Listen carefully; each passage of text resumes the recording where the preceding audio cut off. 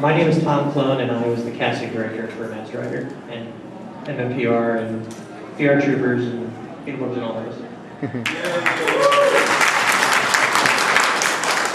My name is Ashton J. McCorn, and I was Albie Stewart on the Master Rider. Hi, I'm Candace Gita, and I was Barbara Stewart on Master Rider. I'm Deanne Clover, and I was Molly on Master Rider. My name is David Sensor, and I was Hal. Good old day. My name's Libby Letlow, and I was Patsy on Masked Rider. My name is Matt Bates. I was Herbie with no last name on Master Rider. I'm Seth Colton. I guest starred as Big Bubba Lamarskevich on Masked Rider. A big shout out to Victor and Jason for showing up. Thank you. My name is Ali Afshar, and I guest starred as Bjorgi on Masked Rider. One more shout out to Eric and Ben. Thank you guys. Alright, thank you for coming.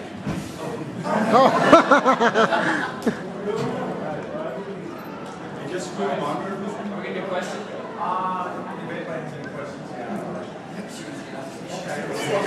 Okay, how about you? Go ahead.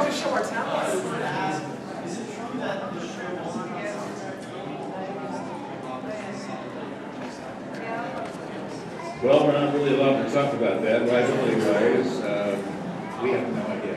I think there was a combination of things, and I don't know what TJ's mind was, but thinking. What else did I get? Man, I'll tell you what, Scotty has a lot of screen time with me. Well, actually, a lot of screen time when I record. A lot of screen time. I liked all the episodes with the bugs in them. I like the cheerleading episode. All the cheerleading was so special.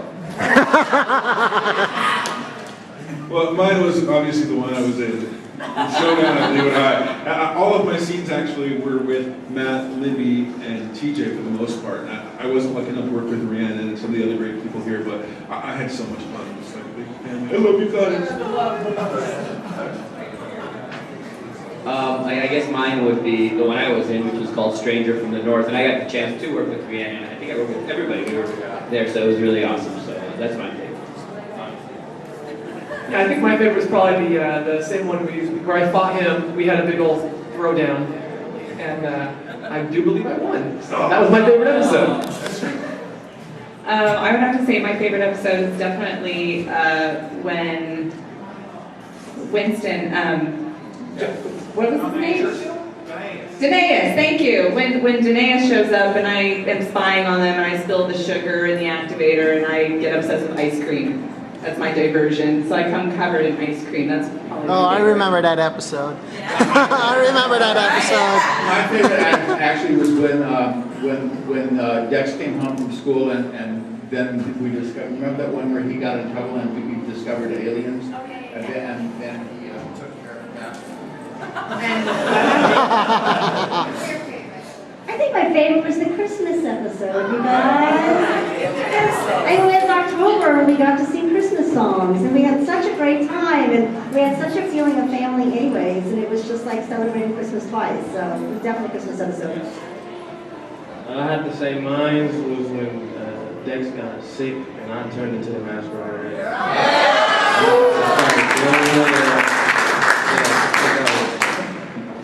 I have a question. Uh-oh. Who are these two girls?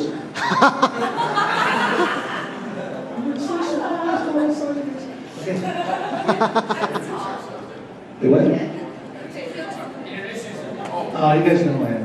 Yeah. So, I did it again. Did what? Scott Page Badger, I'm one of the producers of the show, and I was in charge of the voices. And Mike Gay, my favorite episode was all of I worked with these guys in the studio. We had a lot of fun. With most everybody.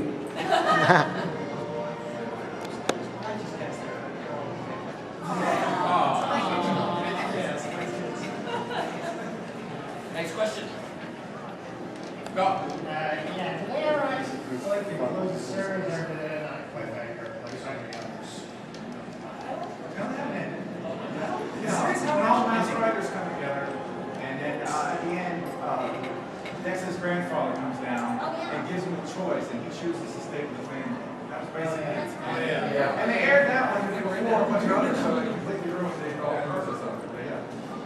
I gave up the show for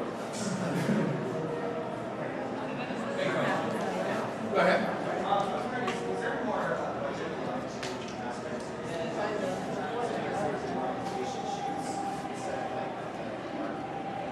Well, as far as I can tell, do you know? There wasn't. There wasn't, but Bob was really creative in how to get stuff out of sets. And how to do the best job. And Power's just kind of running out of some. Of course, at that time, it didn't really need all the, and they kind of took things for granted. And also, Power just crossed over because, quite frankly, they needed the actors at that point in time. We never knew that. Because those guys were so big at that point in time. I was bringing up the art stuff.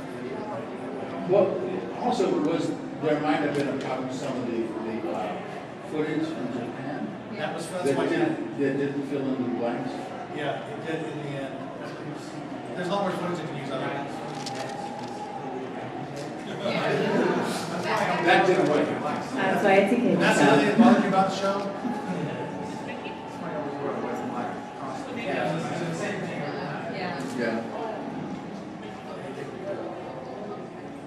That was a weird time too, didn't we? All three shows were at the same time. We had Master Rider Beetleborgs, we had Power Rangers, all running at the same studios. And there were some other shows. Oh my God, the 5 shows. That's why I was really tired. We recorded all, we had 3 or 4 directors, a lot over here. I think we brought that Curtis Redcard and Lee and Mike Sorge and helped me direct that. It was just crazy.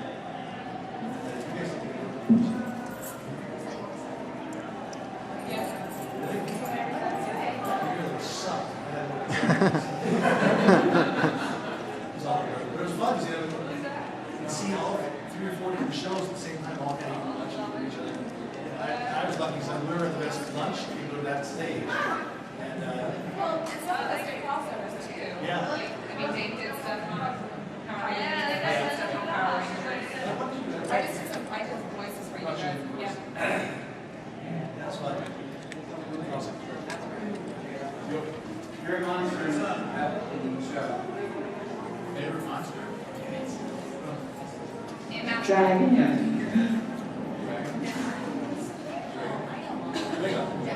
I remember it's the Eden Tata from Edenoy, and the reason why I remember that so well is because TJ could never say Eden Tata from Edenoy, and so we have to do it over and over and over again, and he gets so mad. I will never forget that.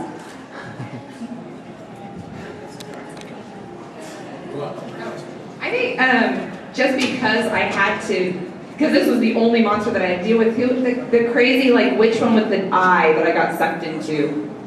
What was the eyeball? You remember the eyeball monster? Okay. Yes, the eye being annoying. Yeah. But that's, I guess that would be, it was a crazy dream.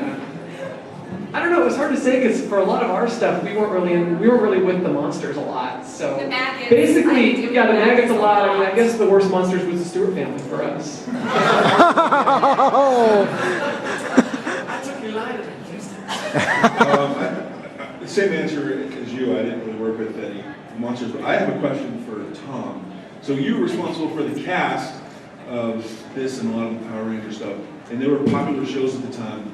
How did you deal with all of the fans who were contacting, maybe casting to get on the show? You passed.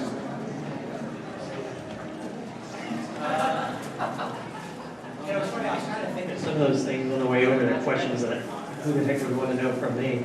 But yeah, it got crazy because, yeah, like you said, there was a time there was 5 shows going on at the same time, so I'd be seeing actors for every show, all day, every day, 5 days a week, driving up for callbacks back and forth and everything. So, and then yeah, at the office you get calls from all over the country, and I remember one distinctly that came to me when I was driving over here. I had a little boy calling me, telling me he was Amy Jo Johnson's father and needed to get in touch with her on set, and needed the phone number. And it just sucked him right through.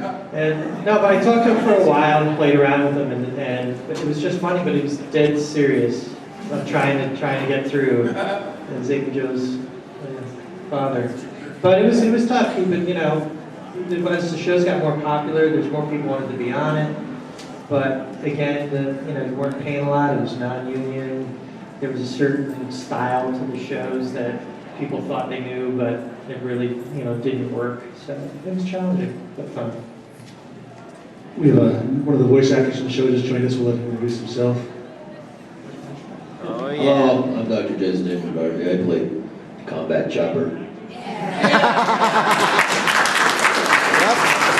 He's here too. Tom's in too. We were kind of the ugly stepchild of our production companies at that time in LA. A lot of people didn't really want to. No. We weren't the number one choice that actors wanted to be involved with. They'd much rather have gone on Poseidon Adventure or something. But we ended up getting great people, and Tom found them, and that's the most important part about it. I don't know if your door was being run down by people.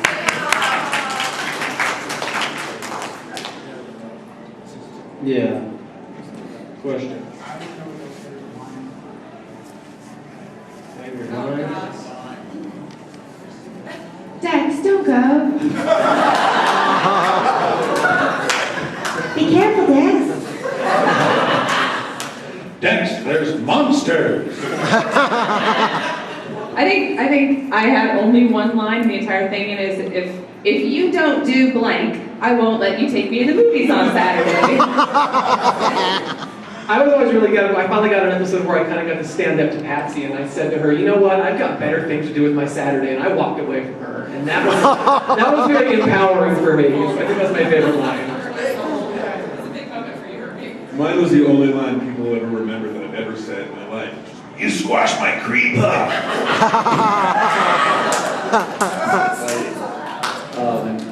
If you guys saw my episode, I was Georgi from Scandinavia, and I think what sticks out was the song I had to sing, which really wasn't a line, and I'm not about to sing it, but the lead into that was always like, in my country, when we are happy, we sing.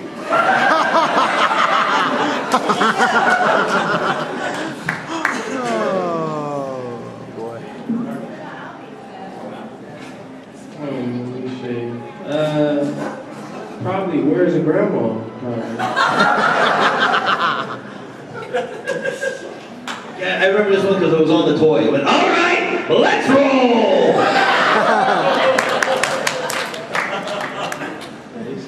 Scott, you heard them all. What was your favorite line? Yeah.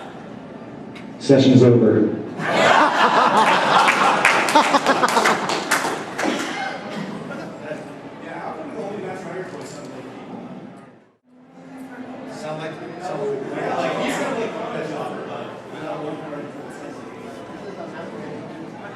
Oh, that's a good question. What Power Ranger toys actually had voices? Well, okay, that's the saw was kind of like Tommy, and then time for the children. Right. It's probably, I try to make a mistake with the shit because if we recorded those guys, we would have. I can't even warn like yeah. They made me that sounds big. Well, now I can tell, I know what we're not just going to talk. They take the voice that what it should sound good at, and they sample it so low to make it fit on the chip that they take all the sound out of it. So it's lucky enough because they've been lucky enough to use their chip. They tried hard to master it. Question. So what's your question then?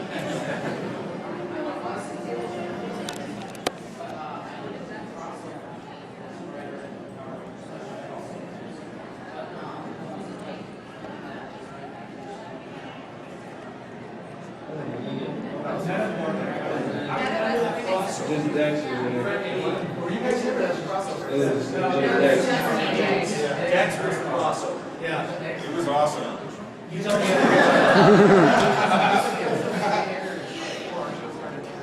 Yeah, they introduced. Yeah, he was in a couple Power Rangers. character in one of the Power Ranger episodes. So yeah, it was just he and the grandfather. He said he had a good time.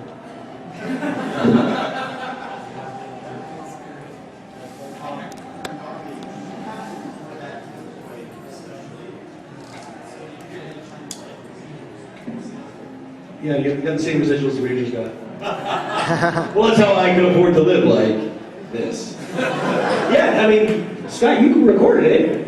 Yeah, so it's special. Anytime they do, you know, a toy, it's a special thing. Anytime they do a promo, it's a special deal. Anytime you do a video game, they're bringing the actors back in to do it, giving them another thing. But residuals, you're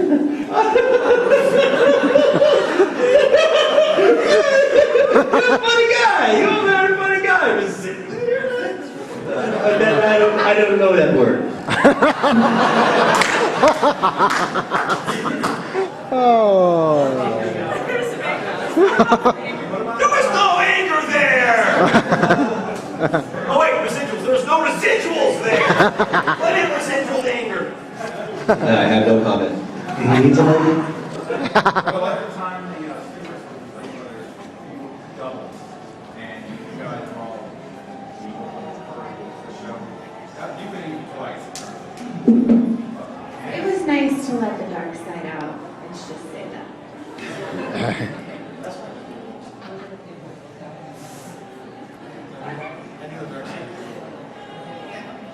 He knew all along the dark side was within.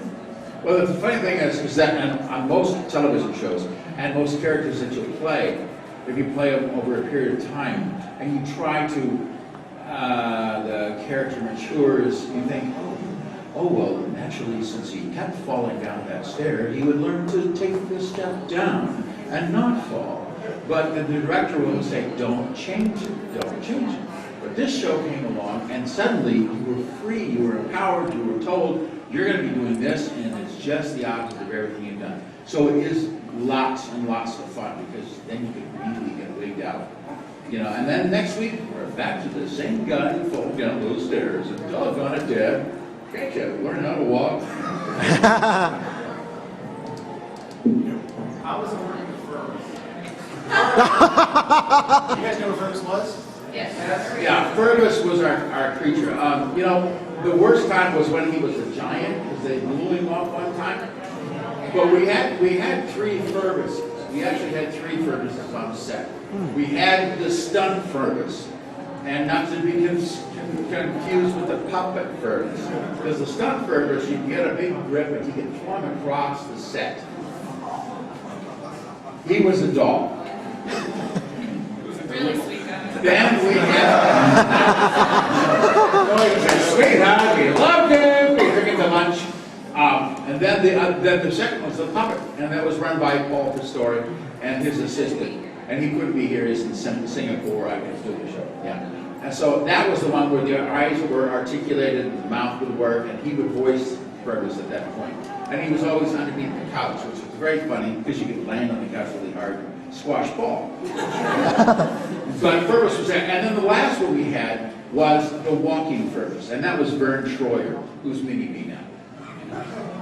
Really? And he was Did so not know big, that. but he grew into his role. Sorry. But yeah, so we had 3 Ferguses, and they were all fun to work with. They were all great to work with. And Vern had his own grip. Remember, he had his own grip. Hey, watch out! You know, Vern's here. So it was great. Oh, come on. That's what I thought. Yes. Oh my gosh, as soon as the Furbies came out, and it came out about a year later. I have a lot of voice. I've got a lot of voice. I don't need a microphone. No, exactly. As soon as Furbies came out, we said to each other, we said, that's Furbies. That's not whatever this Furby thing is. That's a total ripoff. Because they even had a similar language. They had a similar language. They had a little jewel thing in the eyebrow. It's the same exact thing. Just as creepy. It's way creepy because they could learn. And that was Yeah, I don't think it's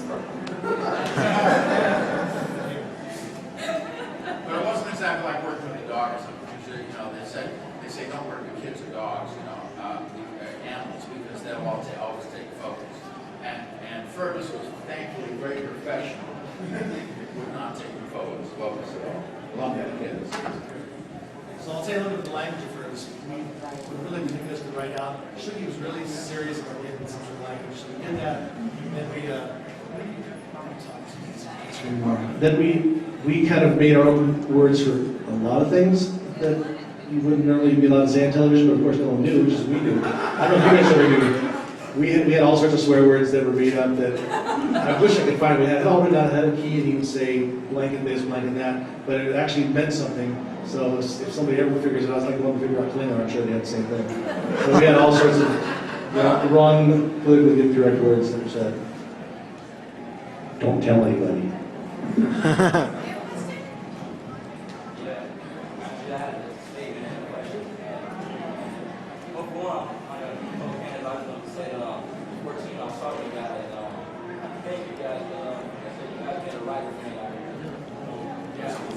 Yeah.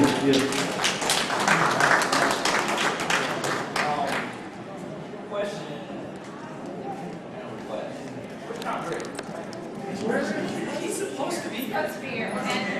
It works.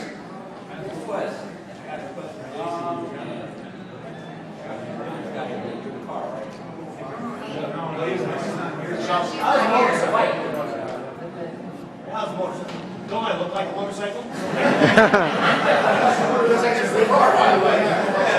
See if I do a profile. Oh, there it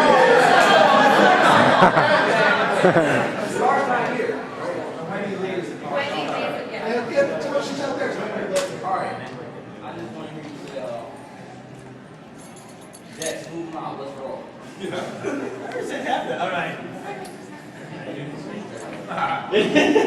Thanks. Move out. Let's roll. There you go. Go through your flaming hoops.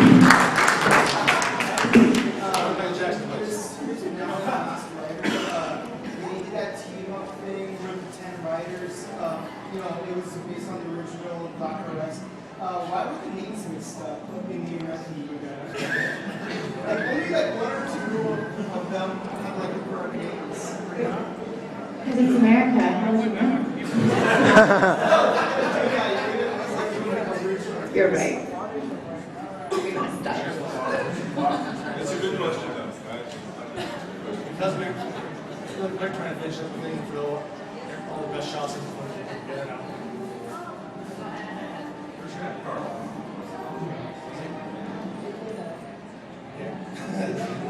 Back.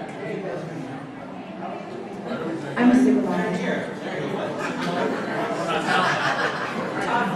I've been an actor the whole time. I never stopped, and I'm still acting today. I'm doing music, like, recording and engineering and stuff like that. Does anybody else like this one?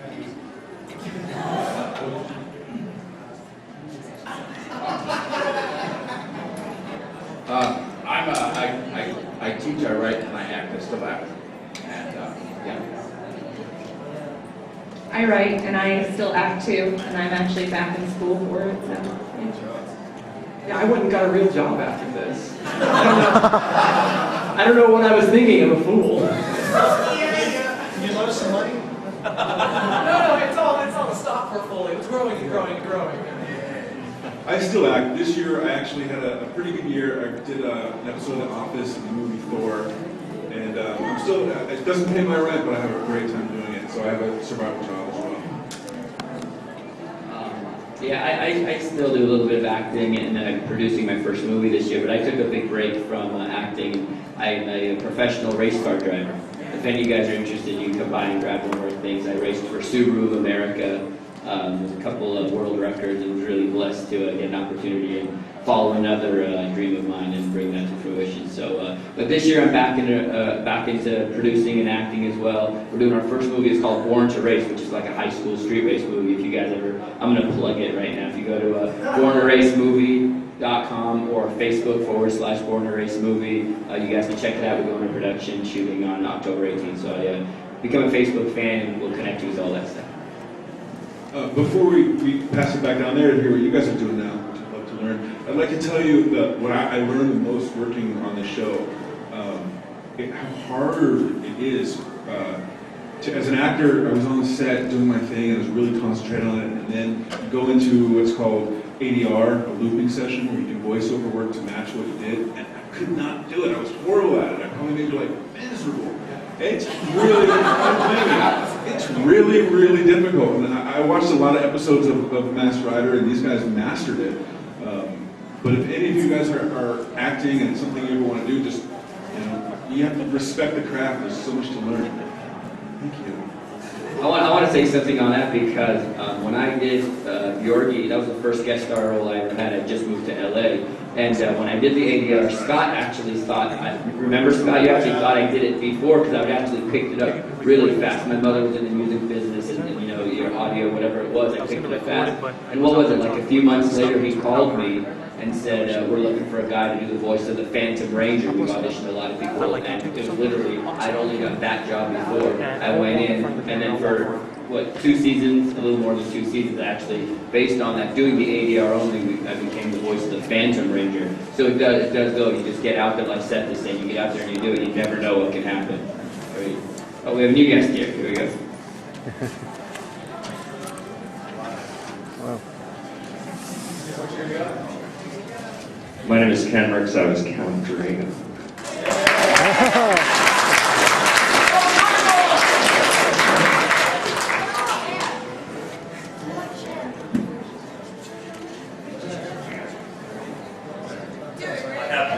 I have to coach to prove it. Use a stunt guy in it too.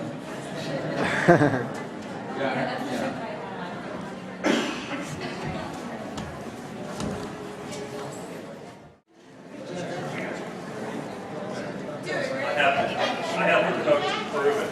Use a stunt guy in it too.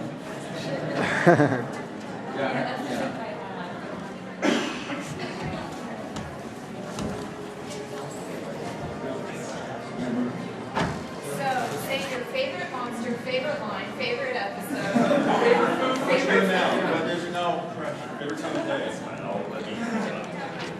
No, the cool thing about working in that studio up there, and it wasn't the temperature because it was quite warm during the summertime. You could be in that studio and be cold in the morning, and by 3 in the afternoon, you could feel it moving down your body. The taller you are, the hotter you got sooner. But the cool thing about that studio and working there was the fact that there were so many other opportunities and so many other groups working, other shows. That's where I got, because I was around. They had me, they asked me to come and do King Mondo for the Power Rangers. And that led to two other monsters on 2 other different Power Ranger gestations. So it was really a great opportunity. It was a great opportunity for people to learn how to do things, because you had to go on, you had 10 minutes between setups. We're moving on, you have this much time. The grips, the lighting guys, the makeup people, all those people, they all learned the craft there. And it was a really wonderful thing to do. Well, and it was funny just talking about opportunities that are available to you. My father actually, Scott, grabbed my dad, from my dad bringing me to the ADR studios every once in a while. My dad's got a great booming voice and can do crazy monster voices, and Scott had him do a few of the monster voices too. So I mean, it was just the entire family, not even just the family on set, but the entire family got dragged into doing stuff. So it happened, and it was always fun. Yes.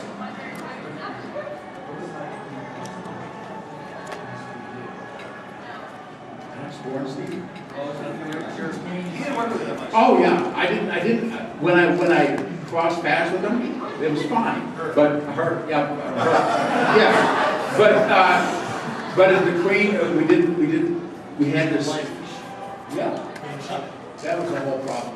I've burned up more marriages. I've got, I bought more houses for people. I can't.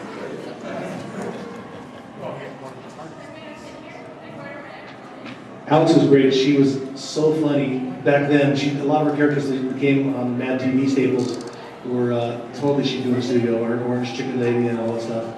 And she didn't have any following. She was completely unknown at that point in time. And she dragged me and David Walsh, the engineer and the director there. Anybody she could get to come down to watch her at the common places she was doing. There were empty houses and just the ADR staff. So, but she was really nice. She was really good. I think it was one of her first gigs, and she doesn't return phone calls now. Of course, I called her about 10 years, but that's okay. Were you guys sad when Masked Rider ended? No. Scotty. We're not sad. I needed a break, so I really wasn't, I wasn't sad. I would have kept going, but I was kind of burnt out.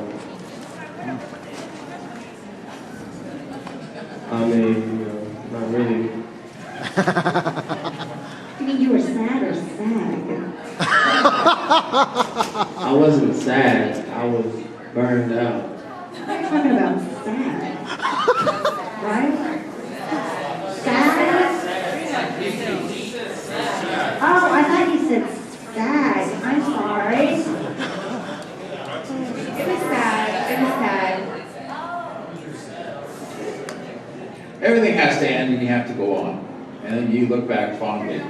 A lot of these people, we haven't seen each other in many, many years. So today, because of you guys, or because we have got to be able to get together, and I'm finally going to get the money that Matt owes me.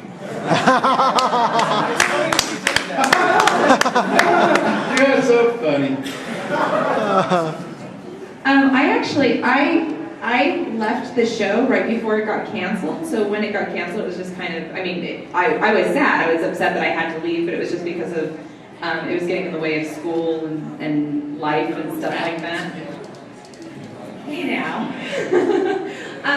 But yeah, I mean, it was still sad leaving, but when I found out the show was canceled, I felt okay about my decision. But like he says, I mean, everything comes to an end and you have to move on. But I was able to stay in touch with definitely Candace and Matt. I stayed in touch with for over the years. So Yeah, you know, for some reason I didn't know the show was canceled. I really didn't. I showed up. I kept showing up, and I would do the hair and come in, and they would just tell me to leave. No, it was weird because when the show sort of ended, I really didn't. It kind of just stopped. I never, you know, there was never really a moment where I was like, hey, it's over, go away, and they just never called me again. So it took me. Yeah, don't call us, we'll call you. Is it? Because I still keep going out there, and nothing is happening. So it was weird when it finally dawned on me several months later, oh wait, we're not going back, we're not doing any more episodes. That was sort of weird, but it was time, you know. You move on and then you come here.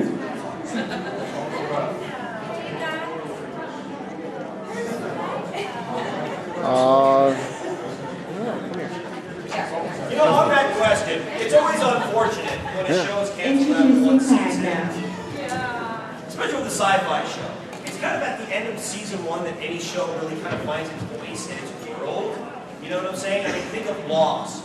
Think of, even Power Rangers, for God's sakes. After the first season, they finally say, oh, this is what we have, this is what works, and now we can really, these are what the characters really are. Because you don't know that going into the first 20 episodes, you know? So it's unfortunate this show didn't make it to a second season. It would have been nice to develop this world. I mean, see, I'm sorry, the other, 40 episodes. I thought it was only one season of Force of Law. Oh, got second season? Well, it's time for that thing to die.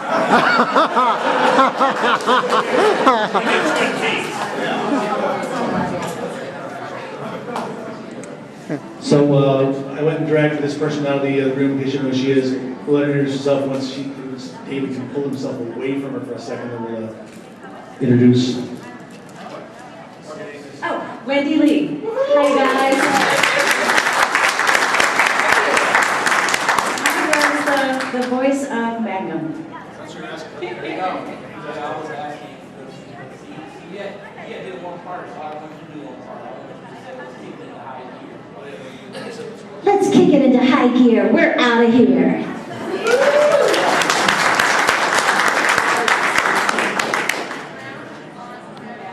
I demoed the car for you, but she's out of batteries right now. Sorry. It was my souvenir of the show, and I fought for it. It's probably the one left, yeah. Yeah, I directed quite a bit of ADR. I worked with a lot of y'all back then. Those of you who have grown up, who are I can hardly recognize.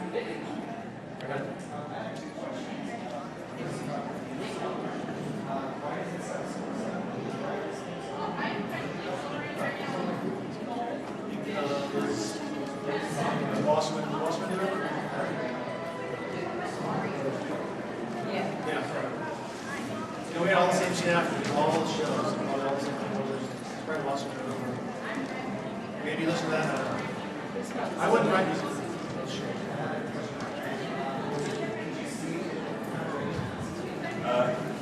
Like here in a box. They built it for me specifically, but it was very uncomfortable and there was no peripheral vision. and you could only see my jawline because, again, we were matching Japanese footage, so you didn't want to see some Caucasian guy and then another take, the Japanese guy, but it was like looking for little slats. But I had a dresser that would, between every take, would take everything off, so we wouldn't pass out, like you were saying. Now those suits, a lot of the creatures and stuff, they were these incredible suits, weren't they? They were incredible, but they were filled with foam, and they would hold this heat. I remember the day, we were out at Vasquez Rocks, Vasquez Rocks, and it's like 1,000 degrees. And these guys, here come the maggots, they're popping out of the ground, here come the maggots, they're ready to fall over, because boom, because it's like they're wearing these suits, they pull the head off, and they immediately air condition them as much as they can. Oh my gosh, those guys should be good. Yes. Yes, it was a very green day for both of us, wasn't it, Albert? You know what I mean? Being green and stuff like that. Sit in a chair for like 2 hours and yeah, that was fun. We were sharing the father's son.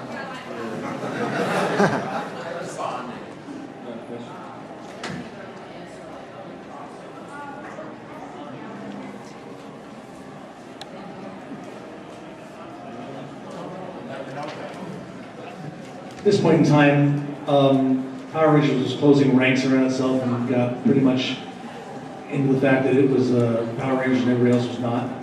And so I think the last time there was any kind of collaboration was with Master Rider, unless you guys remember differently. But I think that Power Rangers kind of had their rules, they were too good to be part of the other shows, that quite frankly.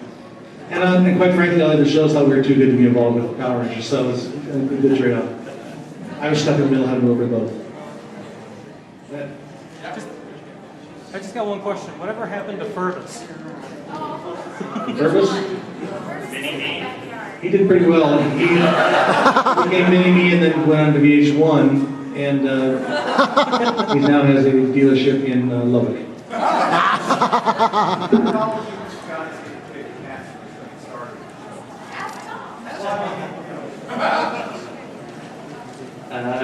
Rigorous auditioning process. I guess by the time we got to this show, we kind of had it down, and some people, I don't know if anyone got pulled into it with the Power Rangers or any of the other episodes before.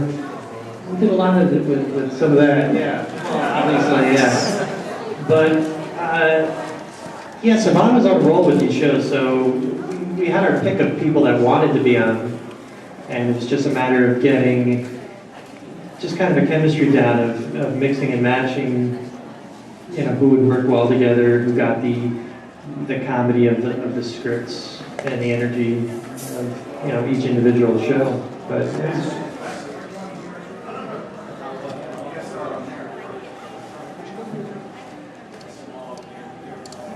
yeah, you'll see a lot if you go back around. You'll see. It was huge. It just didn't go through. Crossed over a couple of people where there's somebody flying on one show that turned out to be on another, like, what was that kid that wound up in Turbo? Blake Foster, yeah. I cast him in another Saban made-for-TV movie with Rusty Dog Rescue, or yeah, The Great Dog Rescue or something. And then, yeah, they liked him in that and wound up, making him a Power Ranger because he was into karate and everything. And he was a fan of Jason Franks and wanted to meet him, and that kind of all spawned on from that. So. Well, Saban was interesting in that they kind of had a studio system though. I mean, that's the thing. I mean, they had a studio system. They gave us, I don't know if you guys ever forgot, they say, after season 1, they give Paulie and I these studio inclusive contracts. They're like, you will not smoke in public, and you will give us exclusive rides, and you will learn the Charleston, and how to sing at nightclubs, the Coconut Grove, or the night thing. But that's the thing. That being the case, we got to the point where we bought several warehouses in Valencia, and we filmed Power Rangers in one, and then VR Troopers, and then Masked Rider, all in the same place, and it became Saban Studios. Beetleborgs, big bad Beetleborgs, and then we even made the looping/ADR facility upstairs above VR Troopers, right? Above VR Troopers, so it was all in-house. So one of the cool things about it is that you got to say, hey, I like so-and-so, I like working with so-and-so, so-and-so's already up here, let's bring him in for this project too.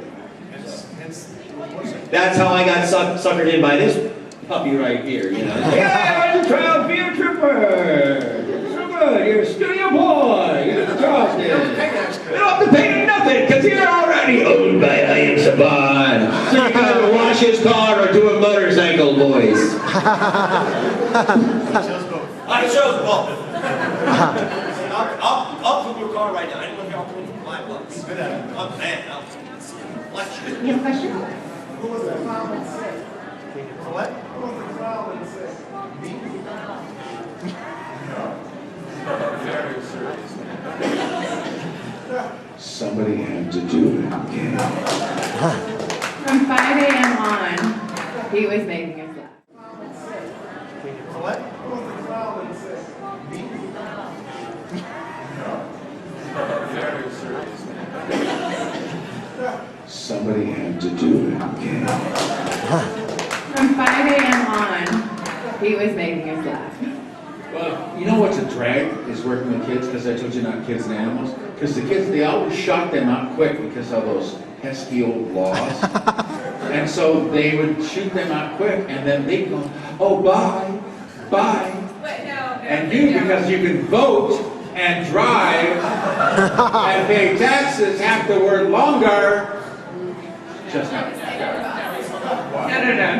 that was not it. Well, no, they did shoot us out, but we also had that pesky thing called school that we had to go to on set all the time. So we go on set, and we wait, and then they're like, oh, they're not shooting you, let's go to the classroom. As soon as we get to the classroom, we're like, oh, they need you back on set. You go on, you shoot, 5 minutes. They're like, all right, classroom, 3 hours. And you go back on set, and you be on set for 10 more minutes, and you go back to school and be there for 3 more hours. And the horrible thing to do to kids that are like 10 and 14 and 15 years old is put you in the studio where there are other studios around you, like he said, that have really cool sets on them that you haven't been on before, like a haunted house on Big Bad Beetleborgs. That Matt and I would go sneak off and go like look on the other set and be like, what's on this set? I want to go look at this set over here. But then, as soon as we would go and like sneak off and look at something, somebody would be like, we're looking for Matt Libby. Where are they? They need to be on set right now. They need to be in the classroom. It was not fun. So no, it was not like what you said. You guys are all different grades, right? Matt and I were the same. We haven't seen a year or two. Did they teach you things? She brought her up in college. They just watch you.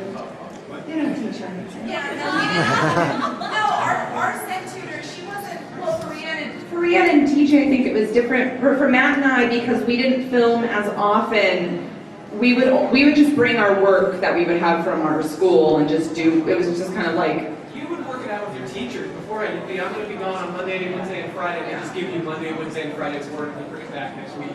Yeah. That's how our school worked. They go back to school and museum, there's different stars then? No.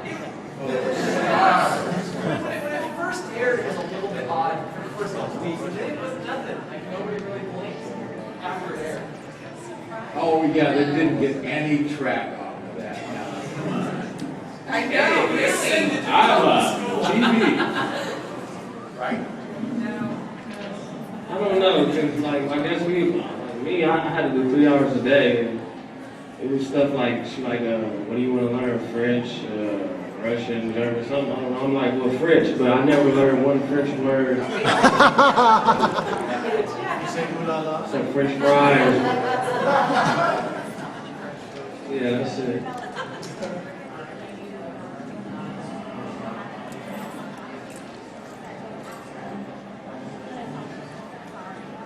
Like when I was recording or something. I live in Fresno, it's nothing to say. I saw Danny DeVito once from here.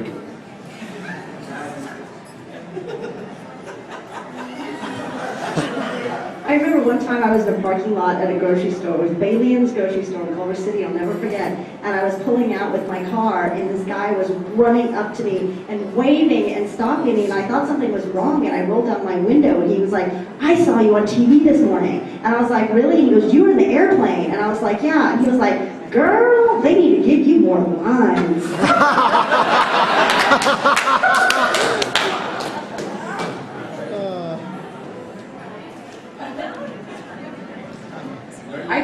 once when and it's the same thing, right? I'm from Bakersfield. I mean, no, you know, it's a small town. Yeah, Bakersfield. B-town, the house. And I think I had one kid, like a 9-year-old kid, come up to me one day. I was walking home from school, from high school. I was 16, and this little boy came up to me and said, "You look like Patsy from Masked Rider." And I said, "That's because I am." He said, "No, you're not." Okay, you showed me. You know, I never really got recognized because I don't go around with hair like that in real life. Yeah, if my hair was standing up and purple, then I would get a lot more recognition. But yeah, I hardly ever got it. You know, if anybody ever found out kind of secondhand, they would always be, oh yeah, I guess I kind of see it. That was about as much as I ever got. No. Your chin never got recognized?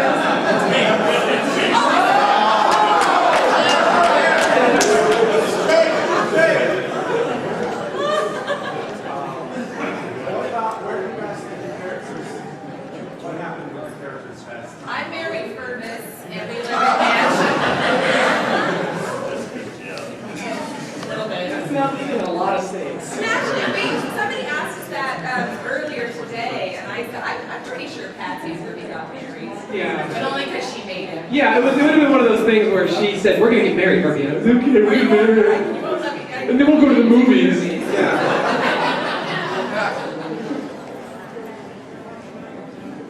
I think Hal, he didn't change at all. He still restricted kitchens and stuff and investment stuff, and she puts up with it.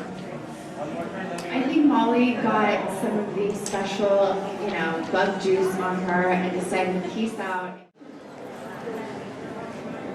I think Hal, he didn't change at all. He still restricted kitchens and stuff and investment stuff, and she puts up with it.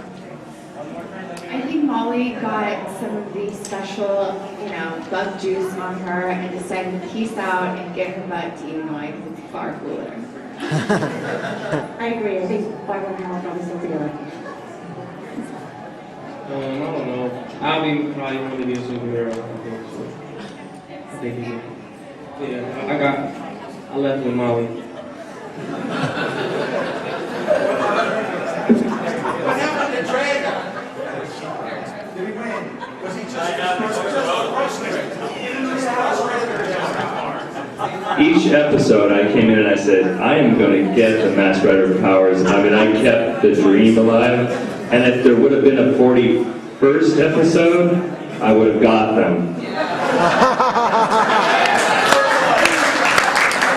I saw that script, it was written. Final question, I believe. Harry's one trainer, he's part of Grimlord in Brack. That's something. Oh, he was Grimlord, sorry. He was Grimlord. He was Grimlord. Yeah, I think that's it. Well, for part of it, I think he did. Yeah. There was one episode where I fought myself. Because when they have to match the Japanese footage, bizarre things would happen. But my brother was on set once, and they put him in a group shot, and he was just an extra. And he was a horrible actor. He's not a priest. He's not an actor. And then they actually replaced his reaction with me in the group, and I was reacting to myself being like there was a huge dragon on Earth, and everybody was scared by him, and I was looking up like, oh shit, and it was me looking at me. So was Fight Club? Yes. Hey, Jesse, do you have video of the show? Yeah. That's it. What about you, when you broke your Vikings? You know, that wasn't me. There was a stunt double. And I was really worried about that when I got cast. If they thought I could actually do it, thank God they didn't even ask. They were just like, this kid can't stay up. And they brought in somebody, and he was a good match, but it was a...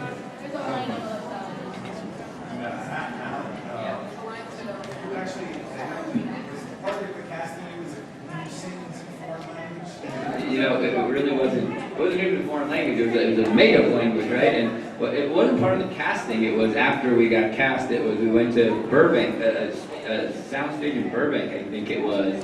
And it was like, sing the highest, worst you can do. And I did take after take, and I'm just making up words and screeching and screaming, and that was it. I don't think it was part of the casting, it was part of the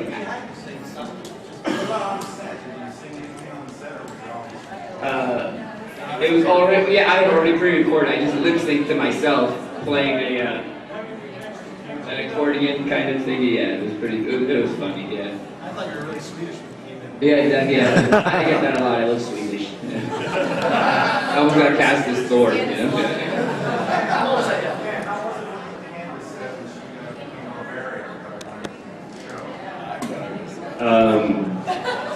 Well, wasn't it because, Candace, because you fit into the Nefaria costume? And Tom probably knows better than anybody. I think Jennifer moved on from Master Rider about episode 30. She was over us, you know. So they had to kind of... She was over us from the beginning, so... But she was a great... Well, you weren't Nefaria then. There, you were. I thought you were the mother transformed into an evil. But she was evil, and it was hard to imagine her as evil. But.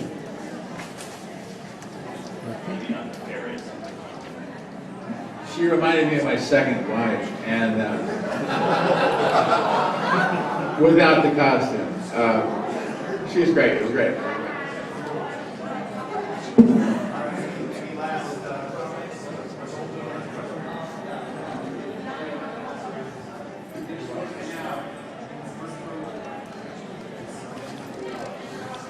Absolutely. I think we deserve an award. I mean, seriously, I think that it was a great family show, and it always emphasized the family at the beginning of the show and at the end of the show.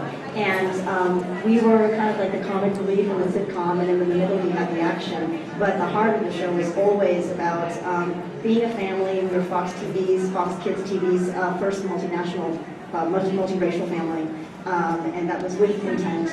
And I thought that it said a lot in that at the time of 1996. So I thought it was great. Yeah, we got a mention for that, for the multiracial part, and yeah, it was just. I thought so too. I thought it was good in that it did speak to those family values, and I think that's important. You know, and then you got all this action going too, which was fun. You know. What was your family and friend reaction to the show? Those are two different reactions. They are. Friends and family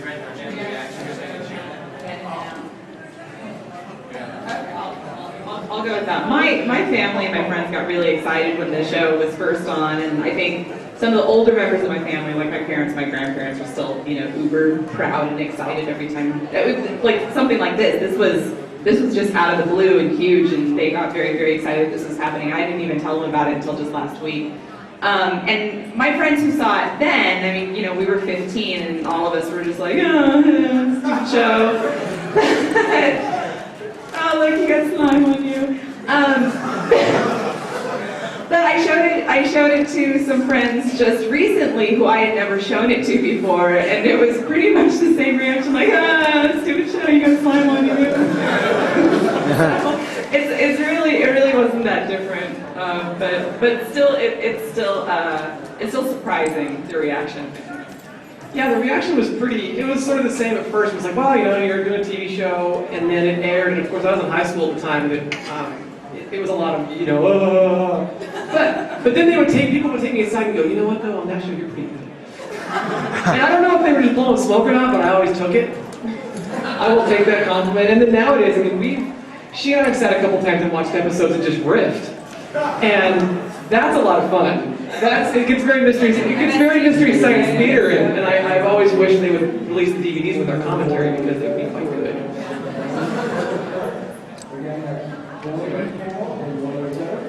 Oh yeah, I remember my mom said to me, I'm only going to tell you that because I'm your mother, but you need to stop slumping. And I was like, Well, I will have to go back to the question you asked earlier. I kind of misunderstood when you said, did I ever see anything bizarre or whatever? Like, I'm thinking like You know, because I never considered myself as being famous or nothing like that. You know, just a TV show. But when I was in Fresno, like in my town when I was going to school, because I was still 10 years old. So everybody in my school watched it. You know what I'm saying? When I go to the store, people will be like playing, you know, little kids and stuff. After school at Latchkey, I signed like probably 50 autographs, and like one day, you know, kids walking me home, like 6, 7 kids and stuff. But it was cool. They still got my picture in my old elementary and everything. I guess like when I was going to high school, everybody thought I was rich. You know what I'm saying?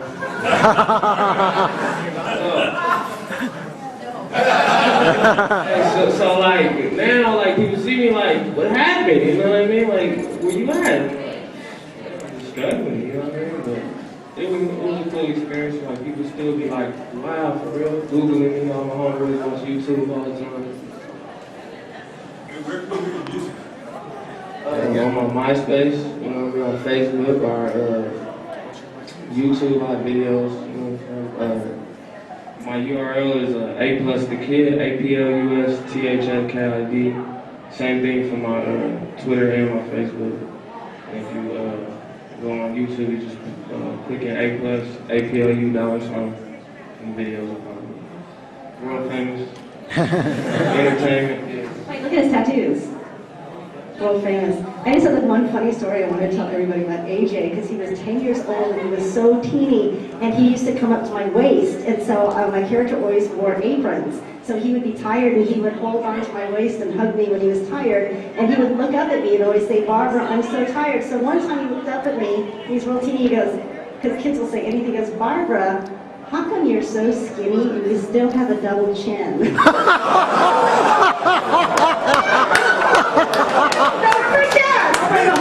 She doesn't eat the sense.